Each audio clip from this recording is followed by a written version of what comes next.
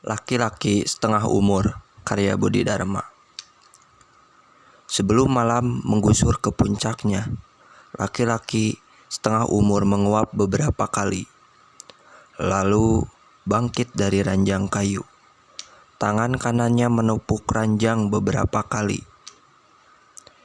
"Disinilah," kata orang, "saya dilahirkan," kata laki-laki setengah umur.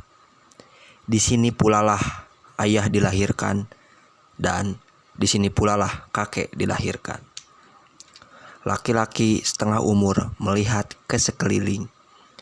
Yang dipandang adalah seluruh bagian dalam rumahnya, yang pernah menjadi rumah ayahnya, kakeknya, ayah kakeknya, kakek-kakeknya.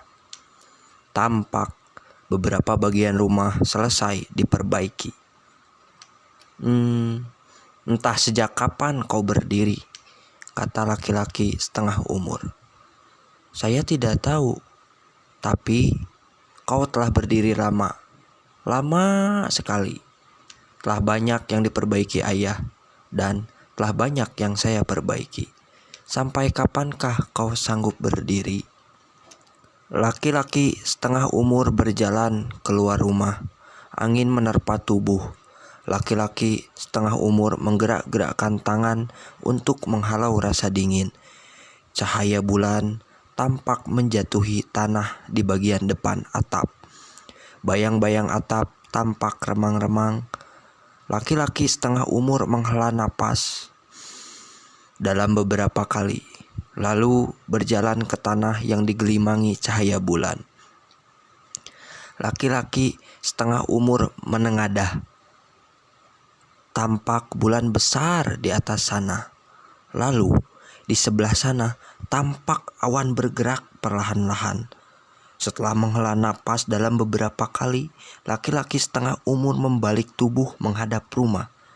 Tampak tiang di sebelah kiri masih baru menggantikan tiang lama yang sudah doyong.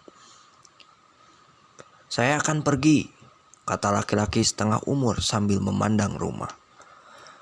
"Kalau ayah dulu pergi untuk mencari istri yang kemudian melahirkan saya, dan kalau kakek dulu pergi untuk mencari istri yang kemudian melahirkan ayah, maka saya akan pergi dengan tujuan lain." Laki-laki setengah umur menghadap ke timur, lalu berjalan bergegas. Angin meniup dari arah depan, menerpa tubuh laki-laki setengah umur. Awan di atas bergerak ke arah barat. "Segala halangan tidak akan menggugurkan maksud saya," kata laki-laki setengah umur. Laki-laki setengah umur berjalan terus melalui daerah-daerah yang sudah dikenal. Mula-mula, laki-laki setengah umur memasuki tanah kosong, lalu tanah yang ditumbuhi pohon-pohon liar, lalu tanah kosong lagi, lalu tanah yang ditumbuhi ilalang yang tinggi. Laki-laki setengah umur berjalan terus sampai akhirnya memasuki daerah yang belum pernah dikenal. Demikianlah laki-laki setengah umur berjalan terus dan angin tetap menerpa dari bagian depan, dan awan tetap berbaris ke arah yang berlawanan. Akhirnya, hidung laki-laki setengah umur mencium sesuatu. Akhirnya, saya mendekati sebuah desa. Laki-laki setengah umur terus berjalan sampai matanya menangkap sebuah rumah kayu jauh di depan sana. Karena angin menderu makin keras dari arah depan, terbawalah suara dari arah sana ke sini. Laki-laki setengah umur mendengar tangis seseorang lamat-lamat.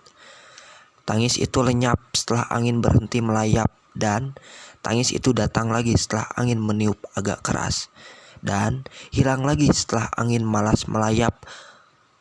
Lama-kelamaan, laki-laki setengah umur tahu bahwa tangis itu datang dari mulut seorang perempuan. Beberapa kali laki-laki setengah umur melihat bulan di atas. Amat besar bulan di sana, amat terang cahayanya, dan awan yang berbaris selalu menjauhi bulan. Laki-laki setengah umur berjalan terus, dan rumah itu pun tampak makin dekat. Tangis yang kadang-kadang terputus-putus itu pun kedengaran makin mendekat. Awan di atas tetap berbaris ke barat, tetap menghindari bulan yang tetap menggelimangkan cahaya terang. Mirip benar dengan rumah saya, kata lelaki setengah umur. Mungkin dari sinilah asal ibu atau kakek. Laki-laki setengah umur berketepatan untuk berjalan terus tanpa menghiraukan tangis perempuan di rumah itu.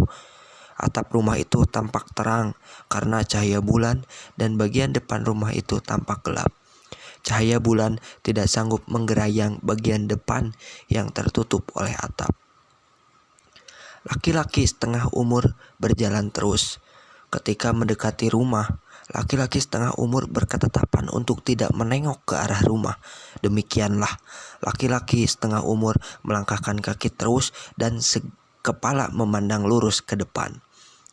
Tangis perempuan dari dalam rumah sebetulnya menyentuh hati laki-laki setengah umur. Tetapi laki-laki setengah umur terus berjalan ke timur. Laki-laki setengah umur, kata seseorang. Berhentilah. Laki-laki setengah umur memperlambat langkah kaki sekejap. Berhentilah. Laki-laki setengah umur mempercepat langkah kaki. Kau tidak punya perasaan, laki-laki setengah umur, kata seseorang. Berhentilah. Laki-laki setengah umur terpaksa berhenti. Tangis dari dalam rumah terdengar makin keras. Laki-laki setengah umur terpaksa menoleh ke arah rumah. Rumah itu tertutup dan sekejap kemudian tahulah laki-laki setengah umur bahwa seorang perempuan kurus berdiri menyandarkan tubuh pada tiang depan. Begitu kurus perempuan itu, mirip dengan tiang yang disandarinya. Karena semenjak lahir saya buta, kata perempuan kurus. Saya dapat mendengar dan mencium lebih tajam. Karena itulah, semenjak tadi, saya mengetahui bahwa kau akan melewati rumah ini. Laki-laki setengah umur. Tangis perempuan dari dalam rumah berhenti sekejap, kemudian bersambung lagi. Kemarilah, laki-laki setengah umur, kata perempuan kurus. Datanglah mendekat. Saya sedang bergegas, kata laki-laki setengah umur. Memang saya tahu, kata perempuan kurus. Dari langkah-langkahmu, saya tahu kau sedang bergegas.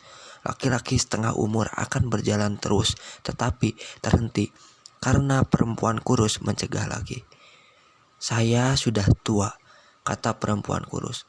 Anak perempuan di dalam adalah satu-satunya anak saya yang masih tinggal bersama saya.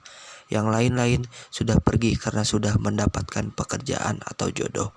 Yang satu ini tidak laku kawin tapi mengandung. Sekarang dia akan melahirkan dan dia mengalami kesulitan. Itulah gara-gara mau bermain-main dengan laki-laki tanpa minta dikawin. Maaf, saya harus pergi segera, kata laki-laki setengah umur. Tunggu, laki-laki setengah umur. Omongan saya belum selesai, kata perempuan kurus. Saya malu karena pertolongan saya kepadanya sia-sia. Karena itulah saya bersandar di sini menanti kedatanganmu. Saya yakin kau dapat menyelamatkan anak saya, laki-laki setengah umur.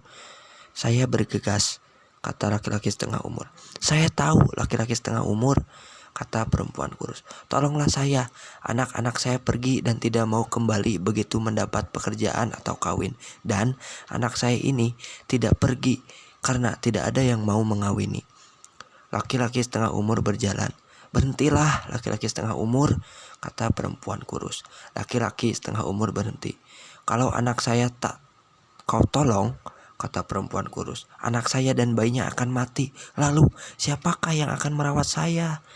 Laki-laki setengah umur mendengar perkataan perempuan setengah umur sampai habis, lalu melangkahkan kaki cepat-cepat ke timur. Tolonglah saya, laki-laki setengah umur, kata perempuan kurus. Laki-laki setengah umur berlari-lari kecil untuk mengejar waktu yang terpotong oleh percakapan tadi. Kuping laki-laki setengah umur masih sempat mendengar permintaan tolong perempuan kurus yang disambung dengan maki-makian. Tangis perempuan dalam rumah pun makin kedengaran, akhirnya menjadi sayup dan akhirnya lenyap. Setelah melewati tanah kosong, laki setengah umur menghentikan lari-lari kecilnya lalu berjalan biasa. Ketika langit di timur menjadi agak terang, laki-laki setengah umur mempercepat langkah kaki lagi. Dan makin terang langit di timur, makin cepat langkah kaki laki-laki setengah umur. Beberapa kali laki-laki setengah umur berpapasan dengan orang, tetapi laki-laki setengah umur tidak memperhatikan orang-orang itu. "Kau mengejar sesuatu, laki-laki setengah umur?" kata seseorang. Laki-laki setengah umur mempercepat langkah, lalu laki-laki setengah umur lari-lari kecil. Setelah matahari tampak muncul di kaki langit, larilah laki-laki setengah umur kencang-kencang. Setelah melalui tanah yang ditumbuhi tanaman liar, laki-laki setengah umur memasuki tanah yang ditumbuhi ilalang. Akhirnya, laki-laki setengah umur mendekati rumah kayu yang mirip dengan rumahnya. Sambil berlari kencang, laki-laki setengah umur melirik ke arah rumah. Tampak banyak laki-laki duduk di hadapan rumah. Laki-laki setengah umur dapat mencium bau rokok berdatangan dari bagian depan rumah itu.